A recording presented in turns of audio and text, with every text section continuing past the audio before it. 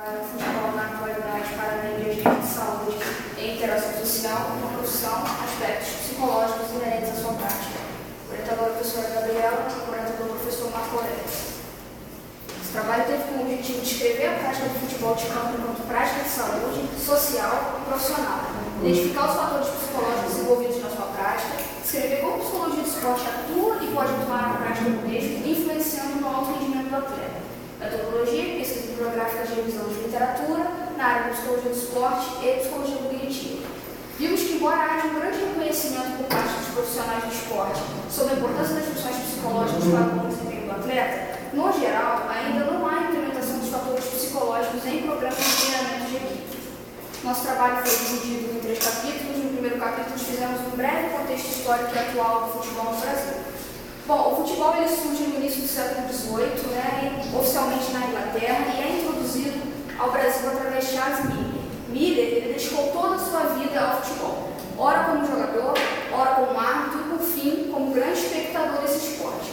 O esporte, que, por sua vez, propicia um modelo de desenvolvimento que pode contribuir com benefícios que vão além do contexto esportivo, como a socialização do indivíduo, a capacidade de lidar com perdas, de lidar com lesões, a recuperação. E quanto a essa prática esportiva, nós observamos 2 manifestações distintas. O esporte de recreação, que é aquele esporte que visa o bem-estar do atleta, que é praticado voluntariamente, e o esporte alto rendimento, que é o esporte profissional, que nós pusemos estudar nesse trabalho, o futebol.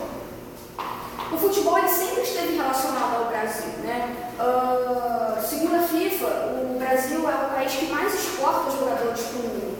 E isso nos faz questionar. Por que os nossos atletas brasileiros, são tão qualificados, são tão valorizados? A diferença poderia estar na técnica ou na tática desse jogador? Bom, pesquisadores afirmam que o estilo de jogar brasileiro não torna o jogador brasileiro melhor ou pior do que os outros atletas. E sim que eles possuem características influenciadas pela nossa cultura, o que os torna diferentes dos demais jogadores do mundo. No próximo capítulo, nós procuramos entender como que a psicologia do esporte enxerga esse atleta inserido nesse contexto e de que forma ela pode contribuir, de que forma ela já contribui para o esporte. Primeiramente, o que é a psicologia do esporte? Bom, no geral, a psicologia do esporte é a disciplina que investiga as causas e os efeitos psíquicos antes, durante e após uma prática de exercício ou uma prática esportiva. Chegou ao Brasil através de João Carvalhais, trabalhava no São Paulo Futebol Clube e posteriormente atuou junto com a seleção brasileira de 1958, onde foi conquistado o primeiro título mundial. Mas que hoje, como a psicologia do esporte está inserida hoje nos clubes de futebol? Quando falamos da psicologia do esporte, nós não nos limitamos em falar de uma área de saber único. A psicologia do esporte ela está articulada com outras áreas, como a própria medicina, como a nutrição, a fisioterapia, a fisiologia. Ela depende de outras abordagens para se desenvolver no esporte. Tem como 2 funções, dois objetivos básicos: a promoção de saúde, que visa entender por que esse atleta escolheu esse esporte, qual a expectativa que esse atleta tem com esse esporte, enfim. E também tem como objetivo o alto rendimento do atleta, que trabalha com técnicas de concentração, técnicas de controle de ansiedade, a própria socialização do indivíduo naquele meio, o espírito de liderança, de equipe, enfim. A psicologia do esporte atua, no geral, dessa forma. No capítulo seguinte, nós procuramos abordar como as questões psicológicas dão destaque nessa prática do esporte. Primeiramente, a percepção. A percepção ela tem como característica relacionar o envolvimento no jogo a partir da detecção de sinais considerados mais importantes para o desenvolvimento daquela jogada. E a maior parte desses sinais chega ao jogador através da visão. Chega através da visão. No entanto, o jogador, através dessa percepção, ele procura desenvolver a jogada de maneira mais rápida e de maneira mais eficaz.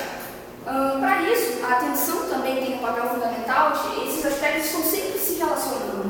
A atenção, já que ela tem a capacidade, a finalidade de processar uma quantidade limitada de informações que chegam até nós através dos órgãos dos sentidos.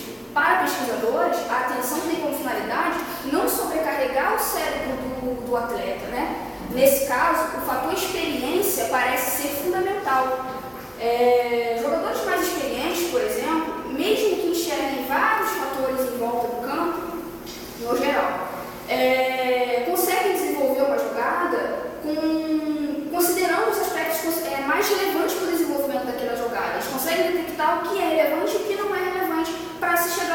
objetivo final, diferente muitas das vezes de jogadores de menos experiência que dispersam suas atenções por sinais considerados menos relevantes. A memória, nesse caso, e a atenção estão diretamente relacionados a partir do momento que é praticamente impossível memorizarmos algo que não tenhamos tomado o mínimo de atenção, prestado o mínimo de atenção anteriormente. Memória tem como finalidade adquirir, armazenar e recuperar os dados, as informações. Existem diversos tipos de memória. Nesse trabalho nós focamos um pouco na memória operacional, que é uma função executiva do cérebro. Dentro da memória operacional existem alguns subsistemas de memória. Nesse trabalho nós trouxemos um pouquinho a respeito da memória de orientação visoespacial, que tem como a finalidade de manter e manipular as informações dos objetos e como eles se relacionam no espaço e no tempo. Pesquisadores mostram que atletas de diferentes modalidades, mas que possuem funções semelhantes, como um levantador de vôlei, um armador do time de basquete, por exemplo, ou o próprio meio-campo de futebol, necessitam dessas funções cognitivas para o desenvolvimento eficaz de uma jogada, para assim tomarem a decisão de maneira correta. Tomada de decisão, por sua vez, ela tem como finalidade gerar e solucionar os conflitos. A tomada de decisão, ela pode variar. No contexto esportivo, por exemplo, o futebol se transforma num esporte cada vez mais dinâmico, que exige do atleta uma decisão cada vez mais rápida, mais imediata, um movimento cada vez mais perfeito para o desenvolvimento de uma jogada. Porém, a tomada de decisão e o resultado final, eles podem variar. Muitas das vezes, uma decisão considerada boa para aquele momento, necessária, pode gerar uma situação ruim, e muitas das vezes uma situação que não era aconselhada naquele momento pode gerar um resultado positivo. Sendo assim, a ação é guiada por uma decisão que novamente gerará outra ação e assim outra decisão novamente. O esporte, o futebol, ele se transforma num esporte cada vez mais aleatório, onde um acontecimento anterior pode influenciar em todo o decorrer de uma partida. Nós citamos aqui um pouco a respeito dos aspectos mais relevantes que o atleta ele pode se deparar no futebol, como ansiedade, estresse e overtraining, que também estão relacionados entre si. A ansiedade ela pode ser entendida como positiva ou negativa e lida com uma situação de estresse, os chamados agentes estressores, que são entendidos pelo indivíduo como nocivo, perigoso, aversivo. O estresse. Para pesquisadores, entender a origem do estresse com atletas é extremamente complexo e multifatorial. São diversos os agentes estressores, como a própria competição, relacionamento familiar, relacionamento com a equipe, o relacionamento com o patrocinador, a resposta da torcida, o próprio treinador, enfim, são diversos os agentes estressores. E a maneira como o indivíduo lida com esse estresse é o que pode acabar determinando o seu rendimento em campo. O overtraining tem em uma de suas causas também, pode ter em uma de suas causas, o estresse, que é caracterizado o overtraining como uma desproporção de uma carga superior à capacidade de adaptação do indivíduo, que faz com que aquele organismo entre em falência. As causas do overtraining vão desde alterações musculares a alterações emocionais. Por isso, o tratamento deve ser feito de maneira multidisciplinar. Mas o mais importante, dentro disso tudo que nós vimos, a conclusão que chegamos aqui, e a literatura também nos mostra, é que é fundamental entender que esse atleta não é apenas um executor, um mero executor, um motor de uma ação. Ele é um ser pensante, Por isso deve ser respeitado o aspecto biopsicossocial desse indivíduo, para que só assim possa ser explorado as suas qualidades de maneira adequada. Chegamos então às considerações finais. Quanto à prática do futebol, identificamos o quanto as funções cognitivas são importantes para o bom desempenho do atleta, e questões multifatoriais podem estar diretamente relacionadas às reações emocionais, podendo prejudicar o rendimento físico e mental do jogador. Entretanto, a partir das revisões bibliográficas no que diz respeito à psicologia do esporte, observamos que o fator psicológico e cognitivo raramente é incluído em programas de treinamento. A proposta, então, de implementação do programa de treinamento das competências psicológicas em programas de treinamento com equipes surgiu do trabalho realizado pela psicóloga do esporte Joycimara Fábio Stefanello com os jogadores de vôlei de areia nas Olimpíadas de Atenas. A proposta de adaptação deste programa para o futebol serve como sugestão para o próximo trabalho de pesquisa nessa área.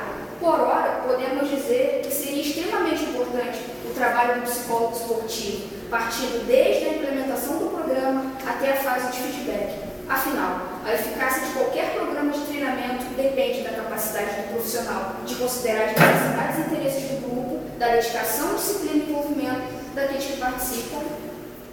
Obrigada.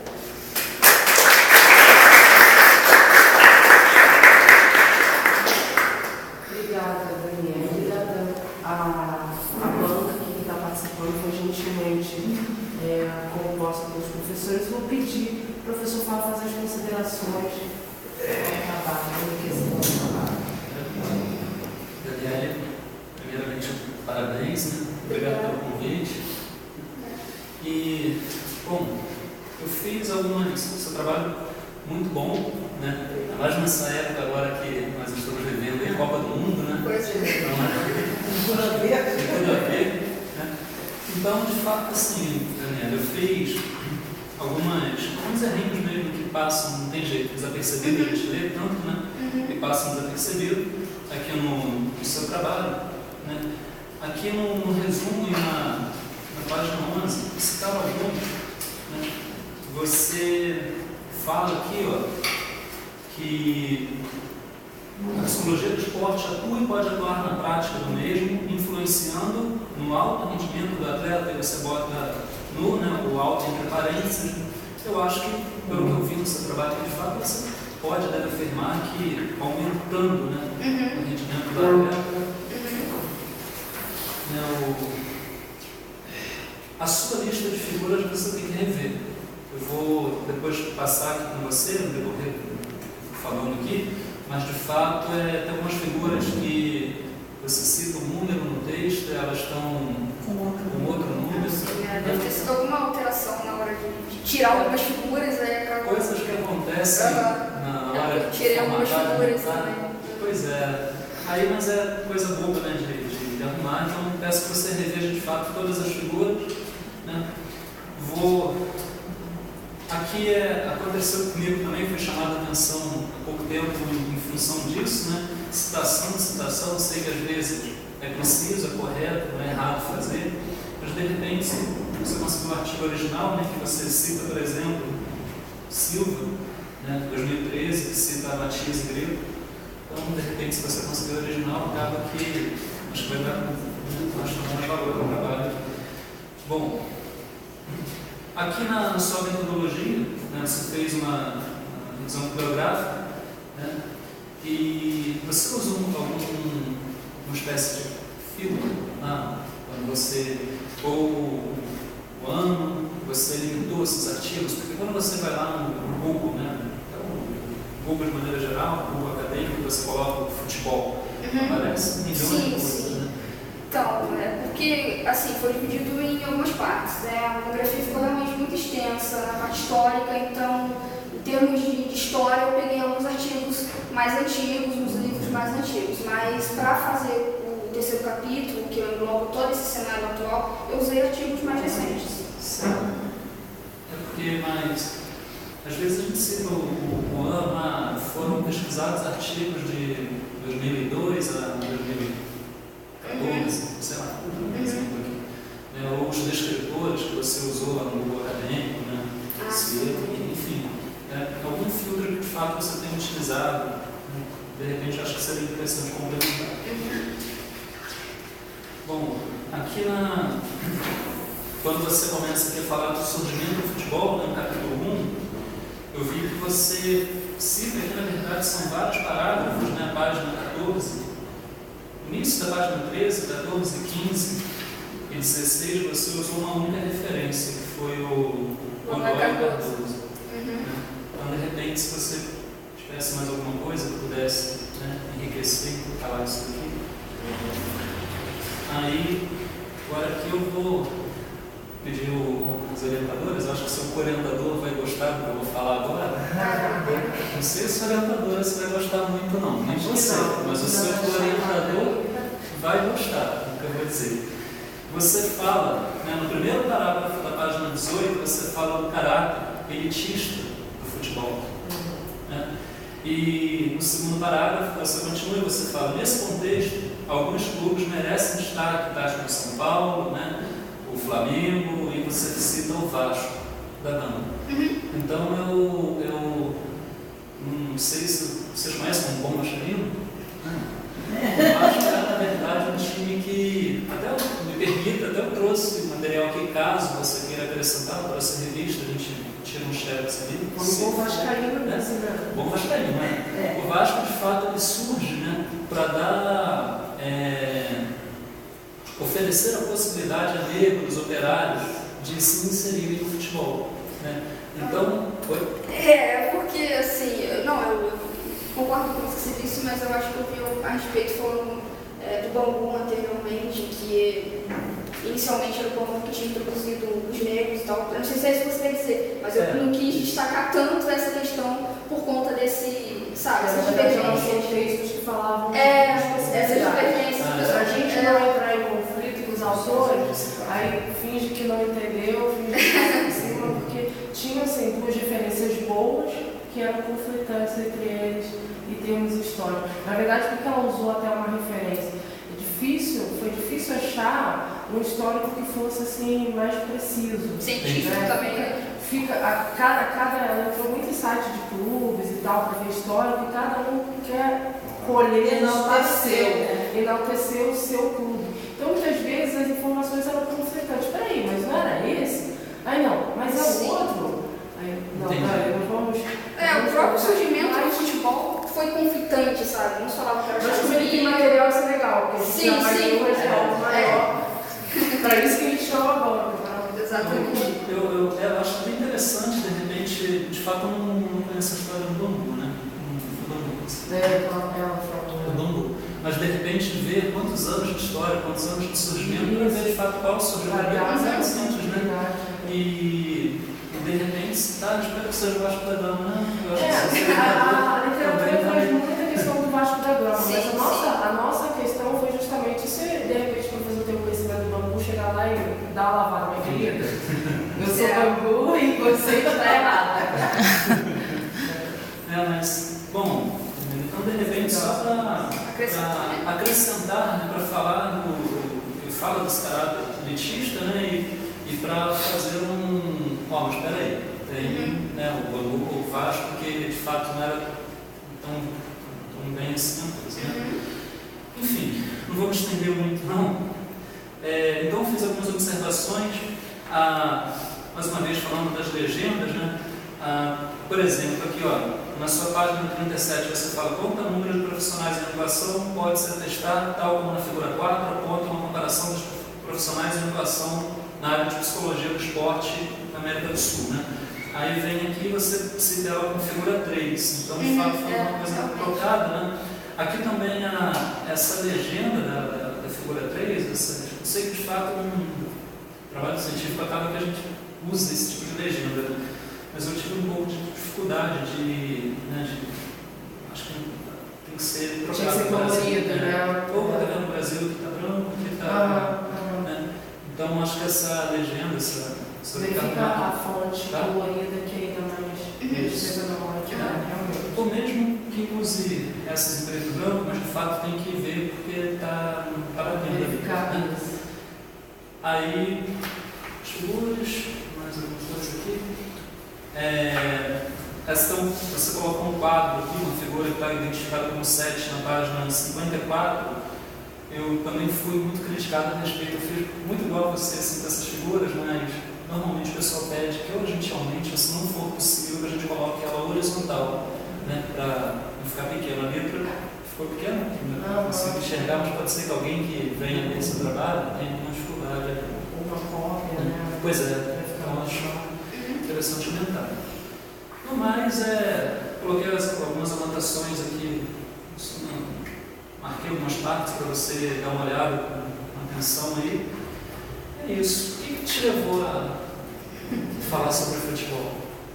Primeiramente, eu joguei futebol praticamente por toda a minha vida. Assim, na adolescência, eu pratiquei futebol, futsal. E, infelizmente, aqui a gente não tem essa linha e tal, mas eu vou procurar uma especialização depois. Mas foi um trabalho da Gabriela, eu acho que no 4º período que eu falei um pouco a respeito de neurociência. Aí na distribuição dos artigos, eu já como gostava de futebol, eu falei, eu quero esse aqui, que falava de neurociência do esporte, usei também, da casa, e tem a referência dele aí. E foi isso, assim, eu adoro esporte, não só o futebol, mas eu gosto muito. Foi isso. Parabéns. Obrigada.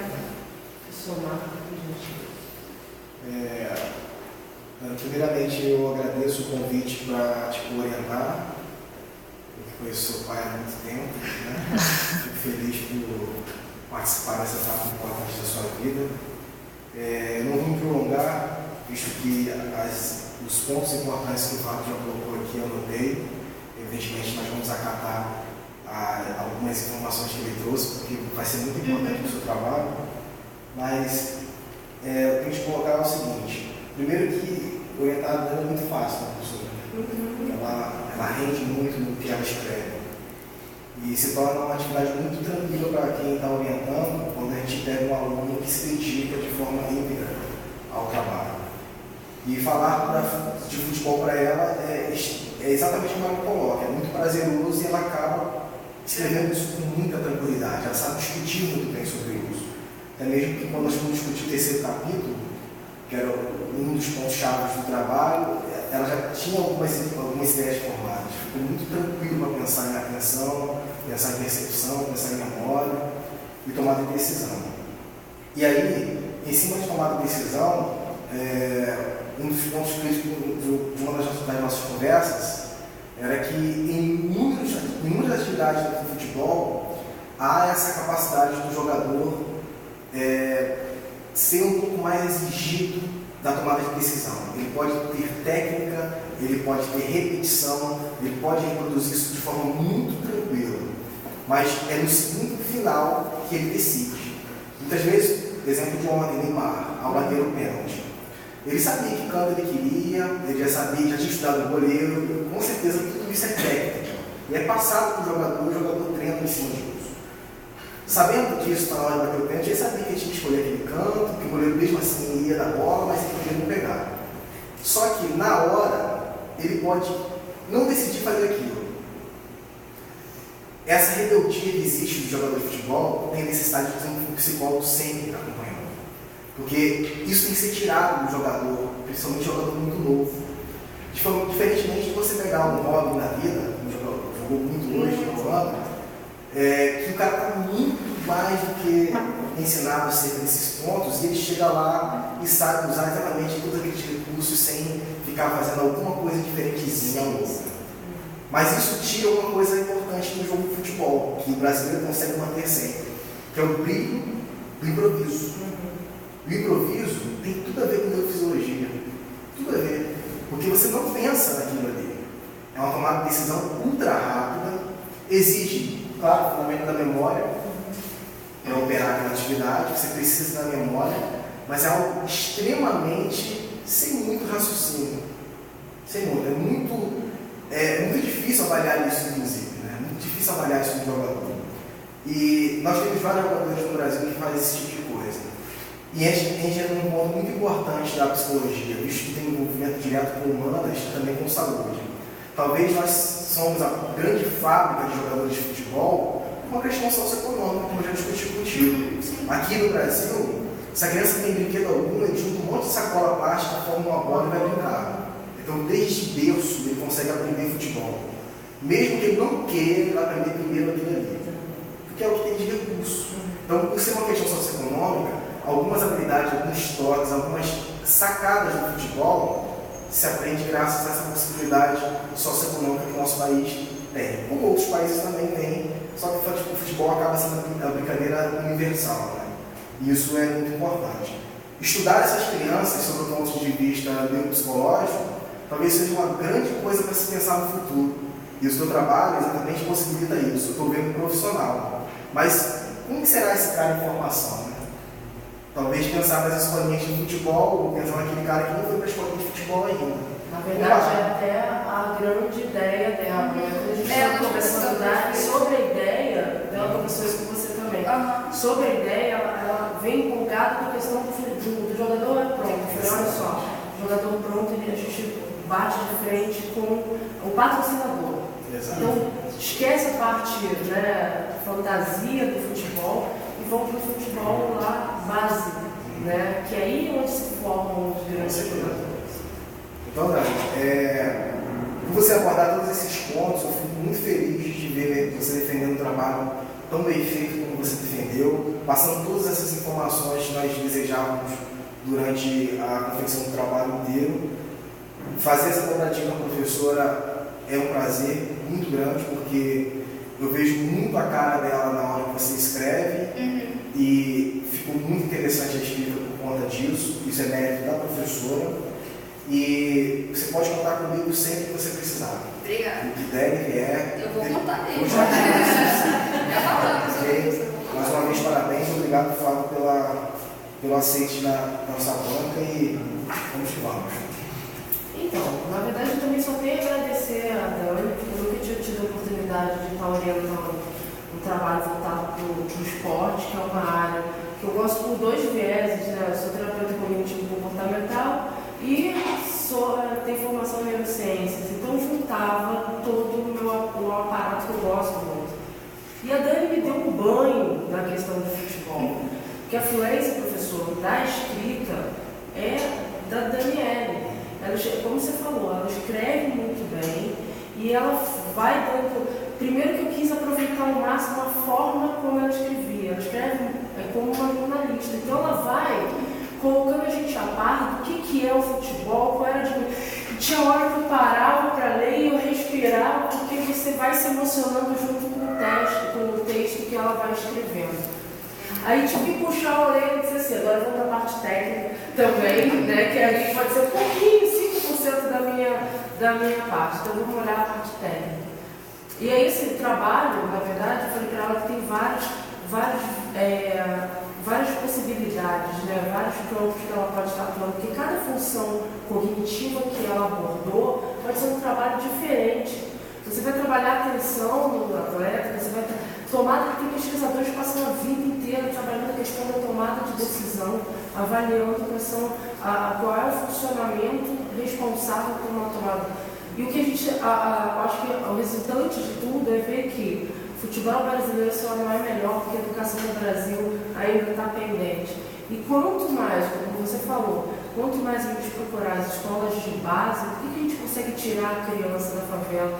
Não é só pela questão da mídia, de mostrar que você pode ganhar dinheiro, que você pode... mas porque da educação. Quando eu tenho dado aula na parte de psicopedagogia, me fez sem querer, no início da minha aula, gostei, fiquei apaixonada em ver como a educação física, como o treinamento da parte da neurofisiologia é responsável pela capacidade da gente escrever, pela capacidade da gente conseguir resolver conceitos da matemática, que a matemática... Eu odeio matemática, matemática não é número, matemática é raciocínio, é conceito puro, né? A capacidade da leitura, quem não se exercita, não consegue desenvolver essas capacidades. E aí não vai sofisticar a aprendizagem. E vai chegar na universidade, vai cometer erros que a gente fala de vez em quando, né? Como o aluno comete esse erro, que falta alguma coisa na base, falta jogar, falta entender o que é o jogo, falta manipular o esquema corporal. Então, eu acho que foi muito prazeroso, eu aprendi muito durante o trabalho, me coloco sempre a gente para funcionar, para pensar. Então, eu só tenho a agradecer a Dani, porque ela realmente trabalhou muito sozinha, ela mandava umas coisas. Dani, não tem muita besteira, eu quero que você aproveite, a gente vai aproveitar o máximo que for. E eu acho que você não pode parar. E a paixão dela, desde o início, eu já vi, eu brincava com ela, faltava pouco ela vir com a bola de futebol na dentro da sala. Todas as perguntas dela eram pertinentes sempre ao esporte, que ela podia encaixar-se no esporte. Então, eu só tenho a sugerir que siga esse caminho, é um caminho difícil, muito difícil, né? Mas que está tendo ascensão. É impossível ver a professora Fátima olhar no relógio, mas é impossível. Eu também quero, mas é impossível não fazer essas considerações. Eu também agradeço a Dani.